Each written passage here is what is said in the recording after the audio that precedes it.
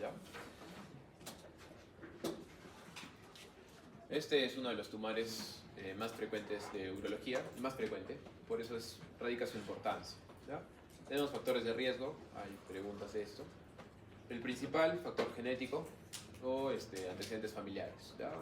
Tiene alto riesgo si es que tu familiar ha presentado cáncer de próstata, de que tú lo puedas presentar, 2 veces aumenta el riesgo. E incluso el tamizaje se hace antes si es que has tenido eso. Habitualmente el tamizaje empieza a los 50 años, pero si ha tenido este riesgo o este antecedente a partir de los 45. Y si es que estamos con las posibilidades de ver mutaciones BRCA1, BRCA2, empieza el tamizaje a partir de los 40, ¿ya? Otros factores de riesgo, la edad, obviamente, a medida que avanza la edad puede haber más riesgo de presentar cáncer de próstata. Factores hormonales y el otro importante factor racial, la raza negra. Tienen más riesgo de presentar cáncer de próstata e incluso cuando lo presentan tienen más riesgo de presentar un cáncer de próstata más agresivo, ¿ya? Y el tabaquismo también en menor medida, ¿ya? En cuanto a la histología, el más frecuente es el adenocarcinoma sinar, casi el 95% de los casos. Hay otras estirpes que no vale la pena que lo sepan. La única salvedad es que los neuroendocrinos son los únicos que no elevan el PSA y que pueden encontrarse, pero es menos del 1%. Tendrías que ser muy salado, pero puedes presentarlo, ¿ya? El adenocarcinoma, como les mencioné, el HPV, el 80 del 85% crece en la zona periférica, ¿ya? 10 al 15% de la transicional y 5 al 10% de la zona central. Acuérdense de la P, ¿ya? Los grados Gleason, que lo vamos a ver en las diapositivas posteriores, es importante, es el grado que le da el patólogo al tipo de célula de la próstata. Y la diseminación, recuerden que es local, es de crecimiento lento, la evolución natural del cáncer de próstata es aproximadamente 10 años. En algunos más agresivos puede este tiempo acortarse, ¿ya? Por eso les da tiempo, si se detecta a tiempo, de poder ofrecer un tratamiento curativo. A distancia puede ir a las ilíacas internas, externas, sacros, y recuerden que el principal órgano donde puede ir es a metástasis óseas, ¿ya? Por eso el paciente puede debutar con fracturas patológicas, de repente en columna, fractura de fémur, etc. ¿Ya? Entonces, anteriormente se le denominaba puntuación de Gleason, que es lo que estamos viendo aquí. Menos igual a 6, 7, 7, 8, 9 o 10. Y actualmente se le llama el grado o ISUP, ¿ya? Grado o ISUP, que son del 1 al 5. El 1 corresponde a menos o igual a 6, el 2 a 7, que es un 3 más 4, el 3, un 7, que es un 4 más 3, el 4, que es un 8, cualquiera de ese tipo, 4 más 4, 3 más 5, 5 más 3, o el 5, que puede ser un 9 o 10, que es 5 más 5, 4 más 5, o 5 más 4. Ustedes estarán un poco confundidos, pero vamos a ver en esta diapositiva. Las células tienen diferente puntaje. Mientras más agresiva sea, es decir, mientras más diferenciada la célula normal, va a tener un mayor puntaje. Entonces estas células se las clasificaron los patólogos en 1, 2, 3, 4 y 5. Les ponen el mayor puntaje de acuerdo a la célula más agresiva que aparezca.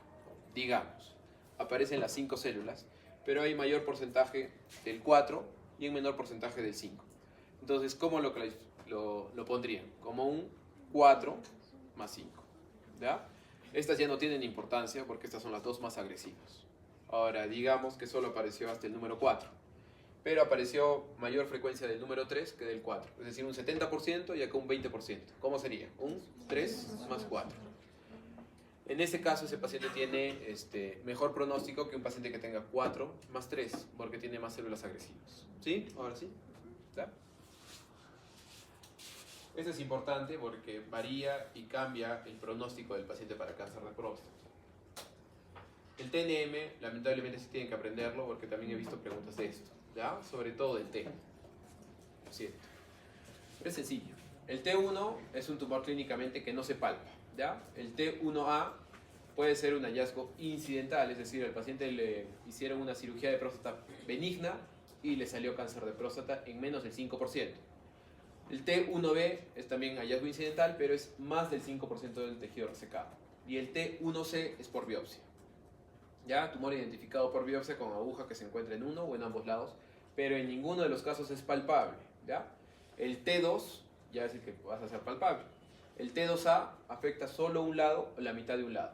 El T2B afecta solo un lado, pero más de la mitad. El T12 afecta a ambos lados. Una pregunta que les ponían eso, ¿no? El tacto rectal, afectación de ambos lados. Entonces era T2C, ¿ya?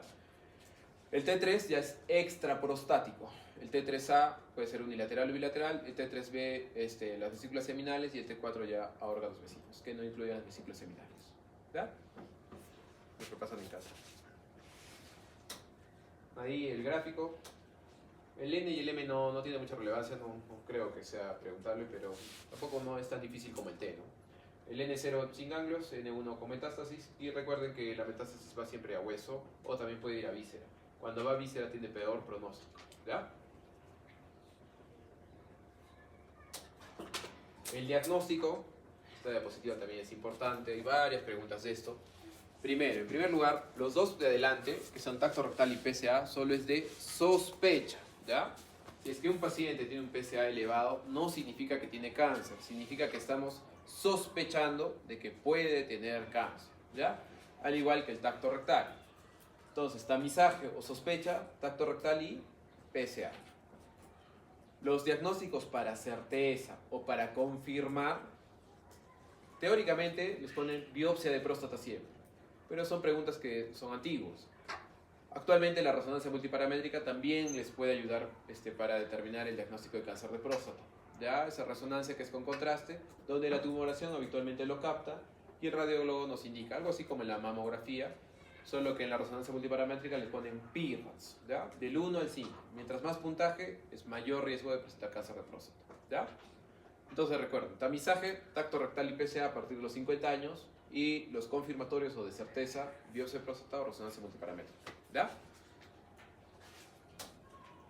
Valores de PSA, el valor normal va de 0 a 4. Hay una zona gris que va de 4 a 10 y luego de 10 a 20 o más de 20 que sirve para la clasificación. Esta diapositiva también la agregué. Ahí el PSA por otras circunstancias también se puede elevar, por eso es que ustedes no pueden decirle al paciente que tiene cáncer cuando vean un PSA elevado, solo que sospecha. ¿En qué caso se puede elevar? En una prostatitis o inflamación de la próstata, hay alteración del PSA, miren, 4 hasta 20 veces. Se puede esperar 6 a 8 semanas para repetir el PSA. Retención urinaria también aumenta 6 veces el valor del PSA, también se debe de esperar otra vez. Si ustedes le toman el PSA inmediatamente cuando tienen la retención, va a salir elevado.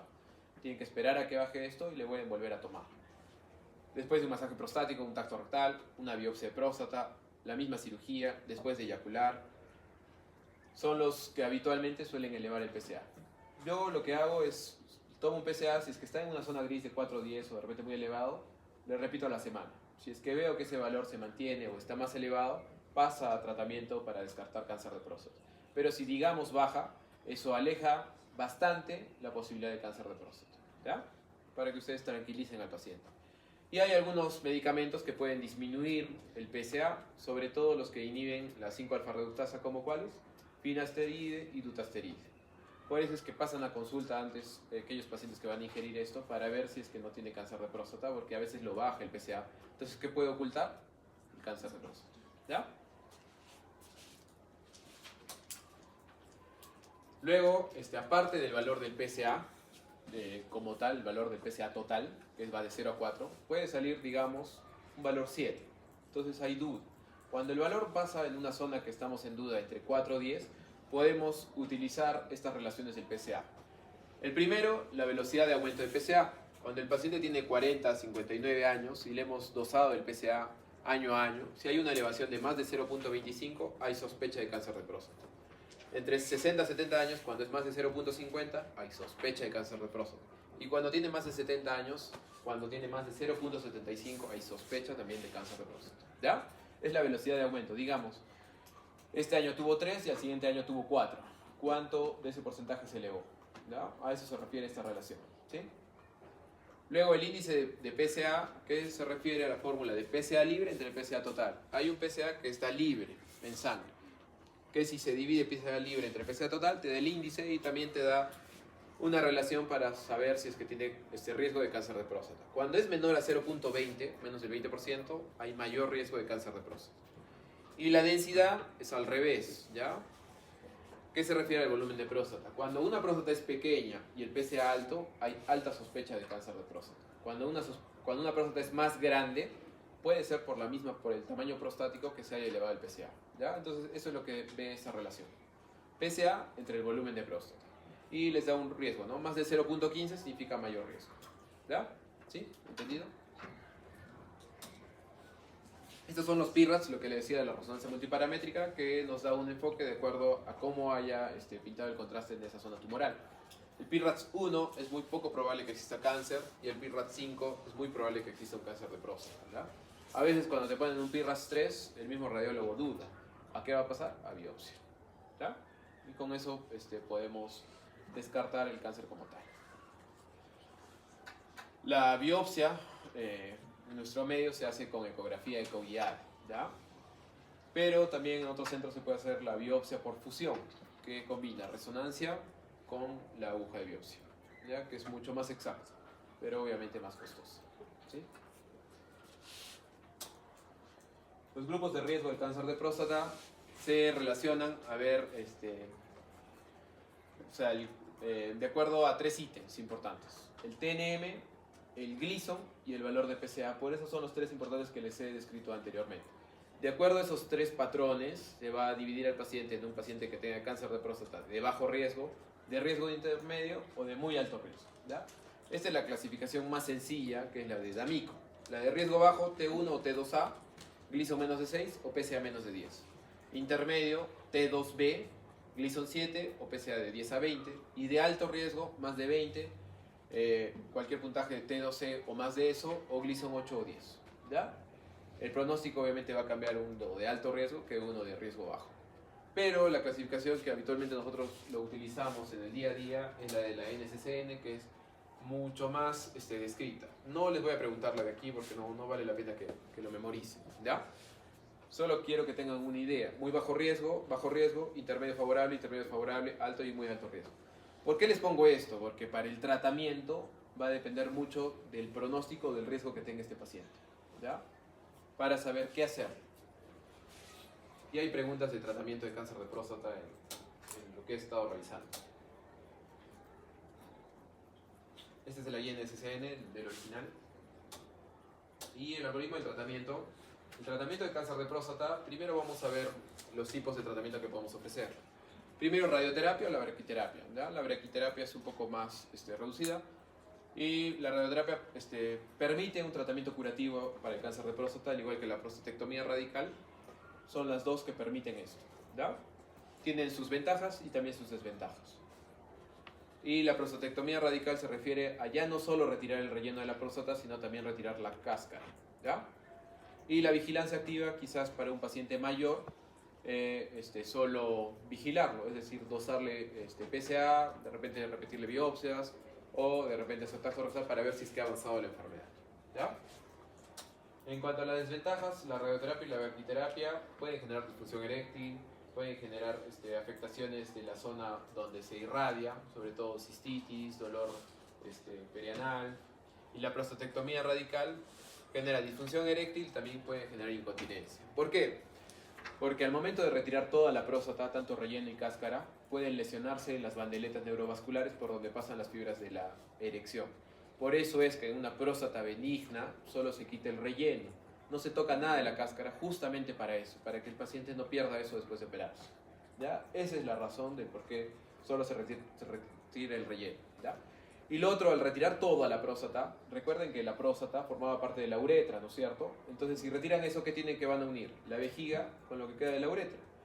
Y recuerden que justo cuando termina la próstata está el esfínter. Entonces, si hay mayor afectación de la tumoración de la próstata, pueden lesionar. Por eso ese paciente puede terminar con incontinencia. Puede, no digo que vaya a suceder, puede, ¿ya?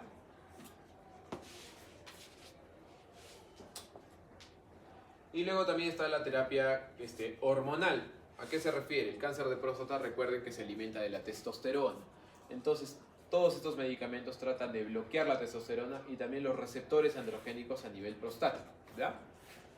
Primero, la terapia de deprivación androgénica puede ser con los agonistas de la GnRH o con los antagonistas. Los agonistas son los que más utilizamos: la triptorelina, la buserelina, la leprolida, la goserelina. Y los antagonistas, que es el Degarelix y el Relugolix. Son un poco más caros y no se usan tanto, ¿ya? Pero pueden usarse cualquiera de los dos. O la otra forma es orquiectomía del paciente, retirarle los cestos, ¿ya?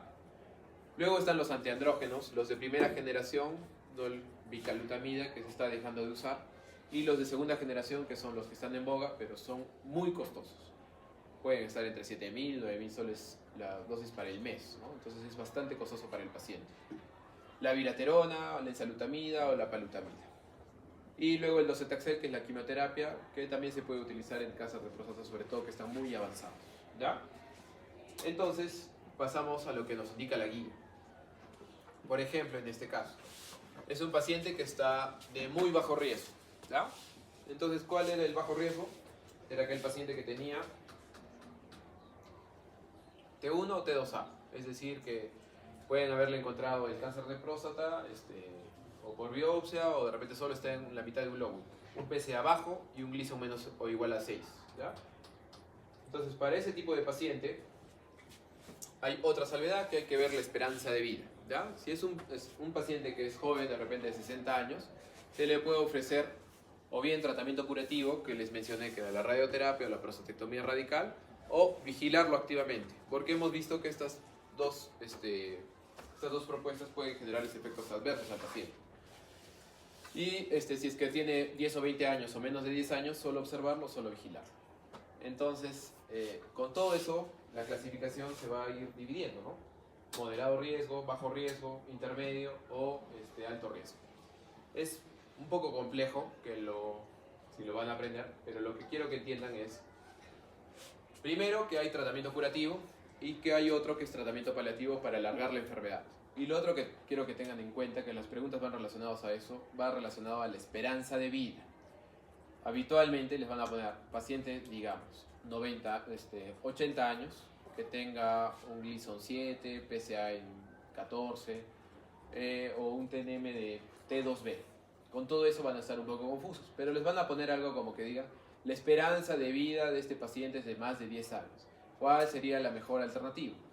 Entonces, ¿cuál sería la mejor alternativa para un paciente que tiene buena esperanza de vida y que quieren ofrecer un tratamiento curativo? O una prostatectomía o una radioterapia, que es lo que habitualmente van a marcar. Ahora, pongámonos en el otro caso. Les van a poner paciente de 80 años que tenga una esperanza de vida de menos de 10 años y con todas las demás características. ¿Qué es lo que van a poder ofrecerle a ese paciente? ¿Qué es lo mejor que podrían ofrecer? O observarlo o vigilancia activa. ¿Qué es lo que tienen que marcar? ¿Ya? ¿Sí? Para que no se vayan tristes de estas tablas.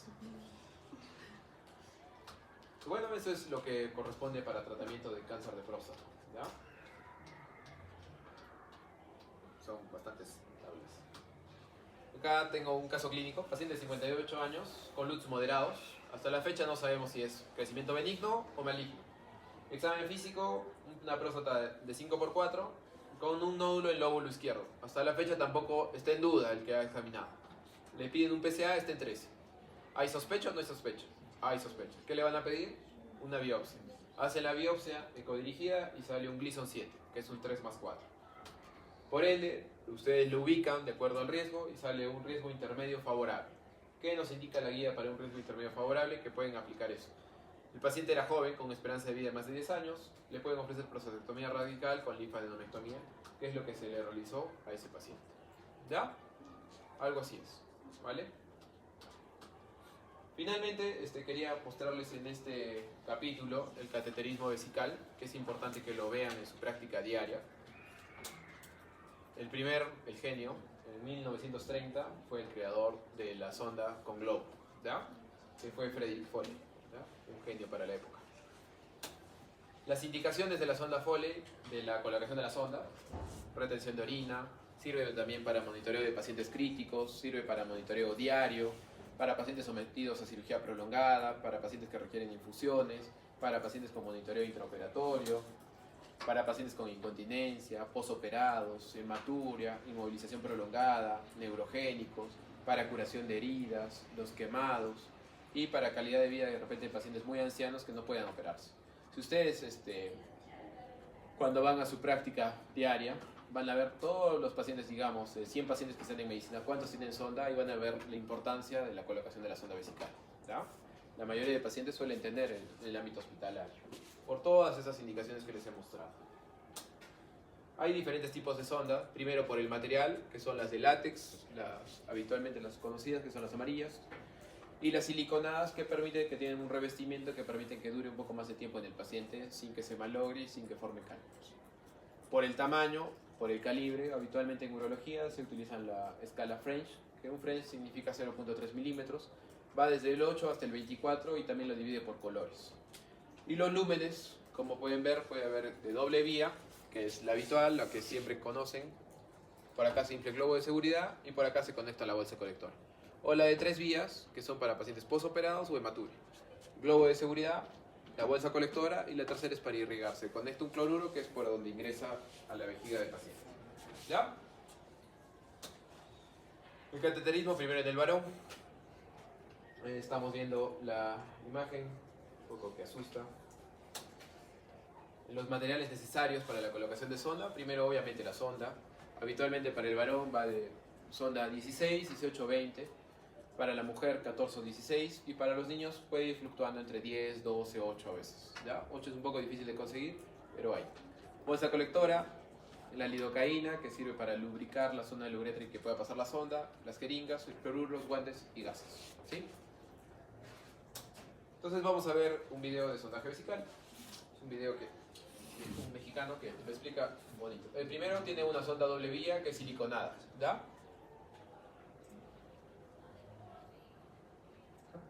¿Qué es lo que estamos viendo, no? Está mostrando la sonda. Es un paciente que ya lo operó y que va a mostrar cómo va a colocar. Está la jeringa ya precargada con lidocaína y otra jeringa que está cargada con el cloruro que van a inflar el globo de seguridad. Siempre tienen que tenerlo a la mano, ¿ya?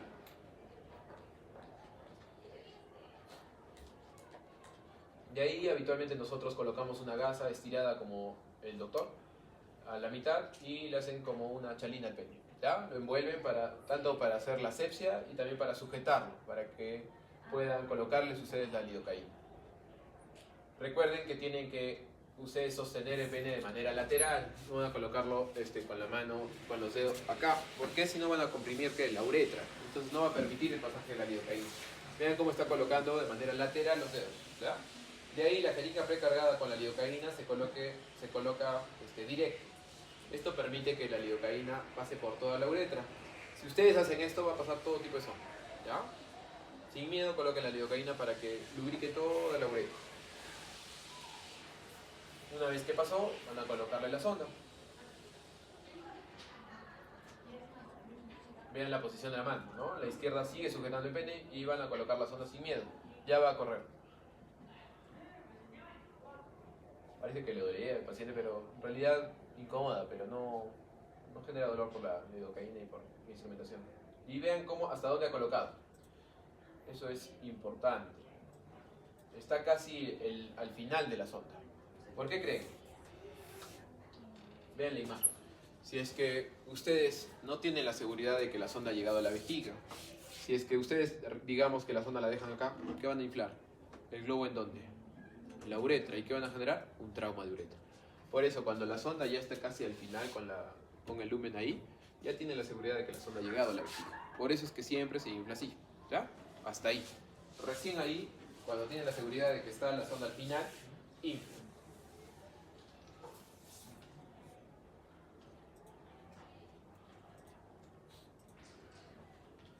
Entonces, cuando recién está, a ver, una triple vía. Cuando recién está al final, casi ya llegando ahí recién van a inflar el globo de seguridad. ¿Ya? Por acá, ¿no es cierto? Ahí va a inflar el globo de seguridad. Habitualmente entre 10 o 15 cc es más que suficiente para inflar el globo. Estas sondas siliconadas les indica un número, porque son un poco especiales. De repente 5 o 10, basta. Pero las otras, las de látex, puede aguantarles 15. Incluso esta triple vía puede aguantar hasta 50, 40 cc que nosotros lo inflamos.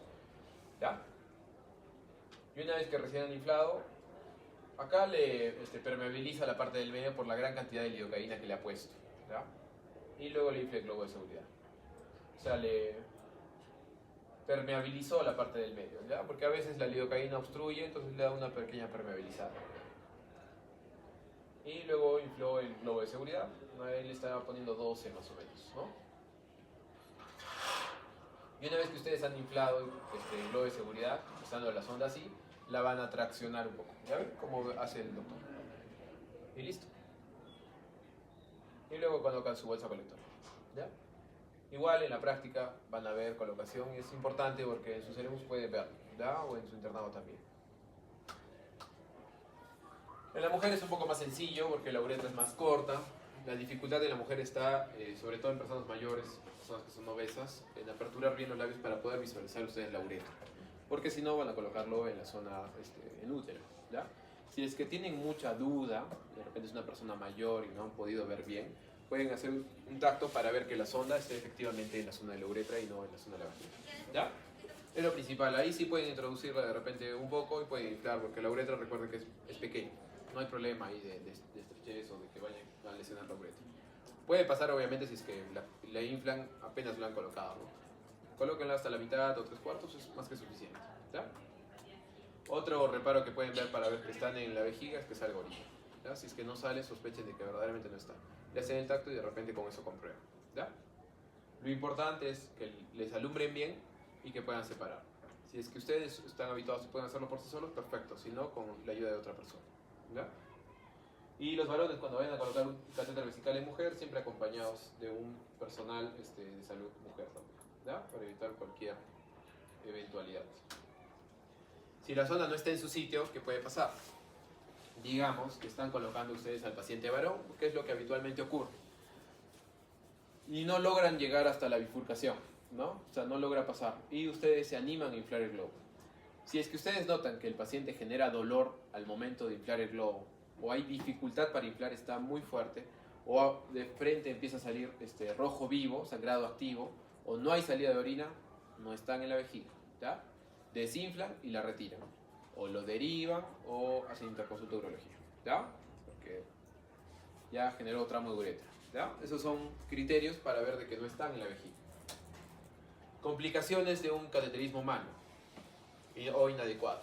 Primero a la cabeza, trauma uretral. Este trauma uretral puede generar estenosis de uretra. Puede generar uretrorragia.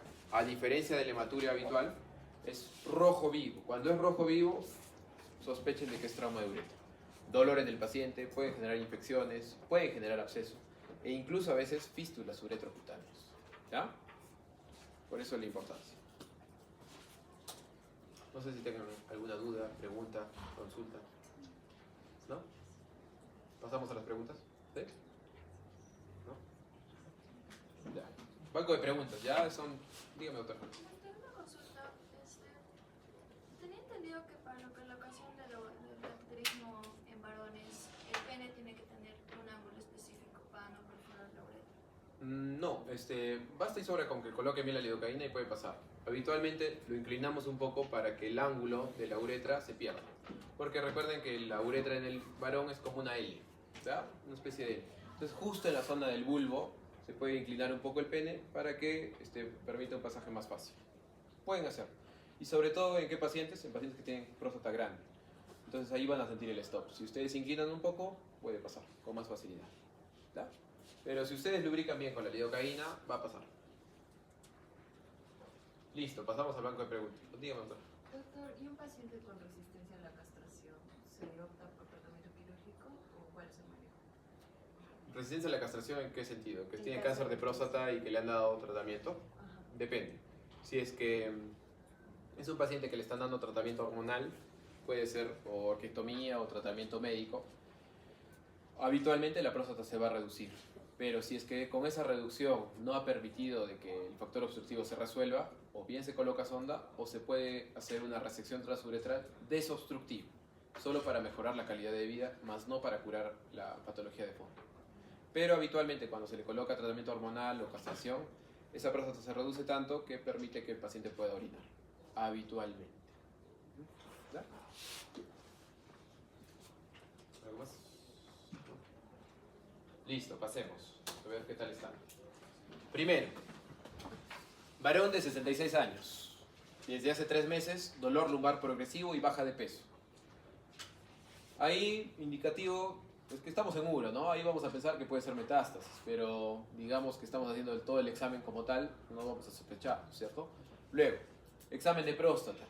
aumentada de tamaño y consistencia dura. Es al tacto rectal el cáncer de próstata cuando es duro o pétreo, es cáncer de próstata, se sospecha. Superficie nodular y bordes mal definidos. Y les ponen, mire este valor de PSA, 190.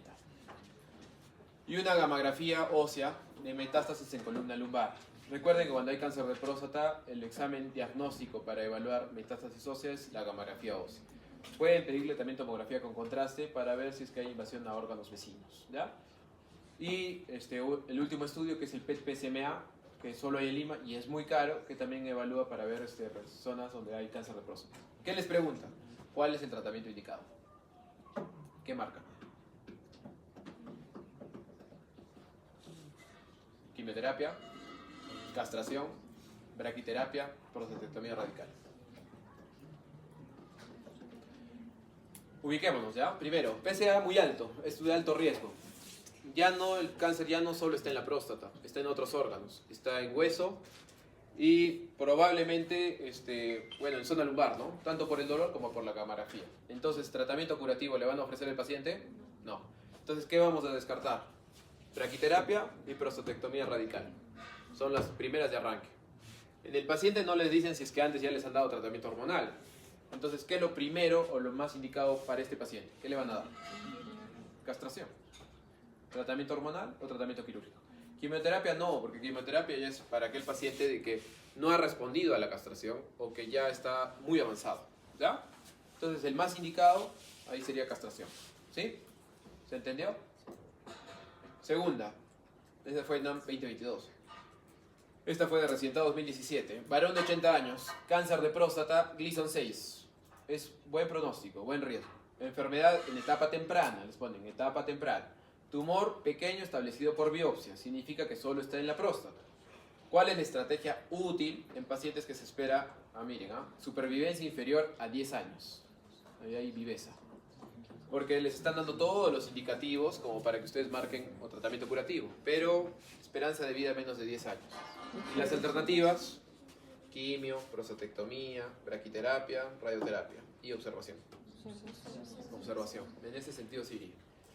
Por descarte podrían hacerlo porque todas las prostatectomía, braquiterapia o radioterapia tendrían que descartarlo porque ambas sirven para tratamiento curativo.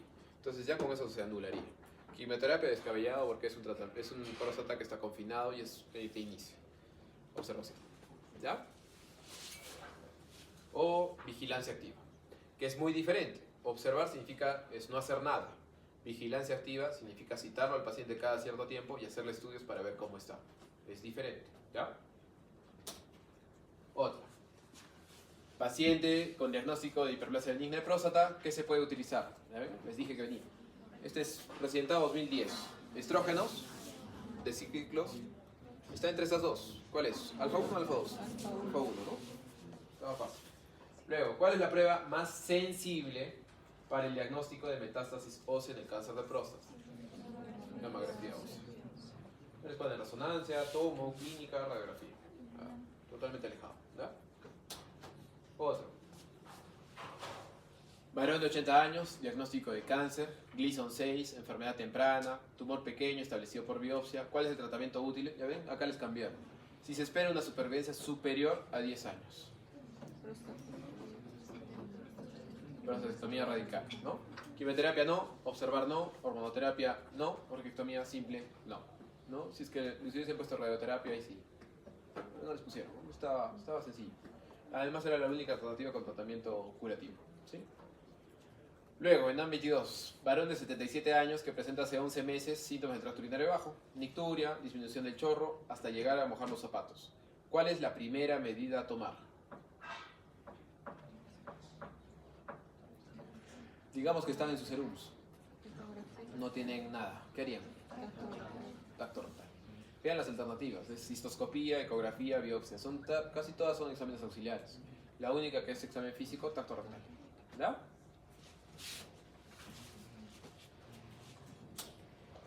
Esta, que se repitió 2010 y 2018. ¿Qué exámenes nos dan la mayor certeza para cáncer de próstata? Certeza, ¿qué significa que es el gold estándar o para diagnosticar cáncer de próstata? ¿Cuál sería? Biopsia de próstata. Quizás podría agregar la resonancia multiparamétrica también, ¿ya? Pero biopsia de próstata. Recuerden, PSA solo sospecha, tacto rectal solo sospecha.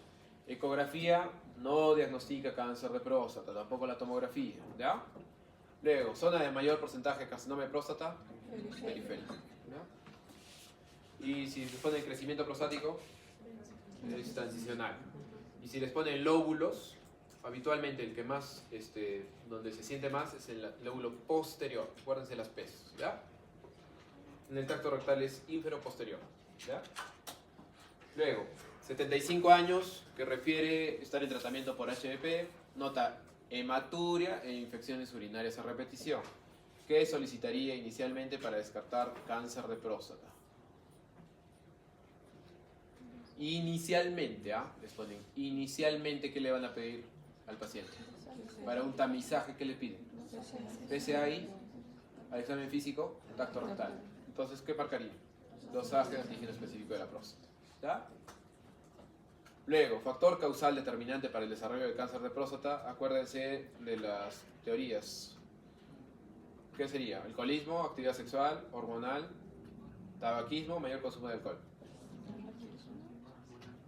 Hormonal. ¿Ya? Es el factor que está con mayor frecuencia, que es lo que se más activa, tanto para crecimiento como para cáncer. ¿Ya?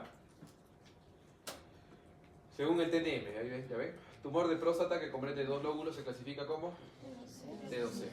Que les dije. ¿Qué puede producir la evacuación brusca de la vejiga mediante cateterismo en un paciente con retención aguda de orina? ¿Alguien? Está más bien si no está en la teoría. ¿Cómo? Hematuria. Es una hematuria ex vacua, ¿ya? Salió un estudio que comparaba la evacuación de la orina de manera intermitente, el clapaje intermitente, que es lo que habitualmente se hace, versus evacuarla completamente. Y no se vio diferencia significativa. Significa que tienen el mismo riesgo evacuarlo completamente que hacer el clapaje intermitente, de hacer hematuria ex vacua, ¿ya? Pero si es que lo ven en los hospitales, van a ver que siempre se sigue clampando, ¿ya? No discutan, solo vean eso, ¿ya? ¿Cuál es la estructura prostática que se palpa mediante el tacto rectal? Les dije hace rato. Ínfero posterior, ¿ya? Luego, ¿qué puede producir? Esto se repitió, hematuria macroscópica. En la hiperplasia prostática benigna, las malezas urinarias están en relación a... Eso les dije, La imagen, recuerden la imagen que creció la próstata. ¿Qué tiene que ver el factor? ¿El crecimiento o qué tiene que ver? ¿Qué es lo importante? La obstrucción. Entonces, ¿qué marcaría? El grado de obstrucción. Crecimiento de la próstata no es el grado de obstrucción, cómo obstruye. Infección agravada tampoco, inflamación vesical tampoco. Luego, en 2020, varón de 75 años, desde hace 6 meses dificultad para orinar. Polaquiuria, flujo lento, nicturia. Próstata aumentada de tamaño, consistencia fibroelástica, significa que es una próstata benigna. Un PSA en 3, próstata benigna. Ecografía, 78 gramos, es una próstata de tercer grado. Pared vesical aumentada de grosor con un residuo postmicción del 20%. Estamos en el límite, ¿ya? Recuerden que el RPM de 10 a 15%. ¿Cuál es el tratamiento a seguir? ¿Qué es lo primero que harían? ¿Tiene indicaciones de cirugía? No. ¿No? ¿Qué le harían? Bloqueadores alfa. ¿Ya? También puede ser por descarte. Prostatectomía o resección pueden descartarse porque ambas son cirugía. Antibióticos, nada que ver. Foley tampoco porque no tiene retención, ¿no? Entonces era para marcar bloqueadores alfa. Ahora, la hiperplasia... lo siento. Olvidé la primera se repitió de nuevo. Grado de obstrucción. La de abajo. Varón de 65 años que refiere a dificultad para iniciar la misión, flujo lento, nicturia, tacto próstata aumentada. Ya, acá es lo importante. Les ponen todo lo mismo, pero vean lo que les estoy colocando acá. Hace 2 días, hematuria y que recibió tratamiento para infección urinaria. Eran 2 indicativos de complicaciones y 2 indicativos de cirugía. Entonces, ¿cuál es el tratamiento que iban a seguir? Tratamiento quirúrgico, ¿no? Entonces les ponen prostatectomía abierta, resección transuretral, bloqueadores alfa, vaporización láser o inhibidores reductasa. ¿Qué descartamos primero? El tratamiento médico. Entonces descartamos inhibidores y bloqueadores alfa. Y ahora, ¿cuál hacemos? Por el tamaño, más de 100 gramos, tendrían que marcar prostatectomía abierta. ¿Ya? En la vida real ya no es así, pero académicamente todavía guíense por el corte de 80 gramos. ¿Ya? ¿Sí? ¿Claro? Y bueno, eso era todo. Gracias.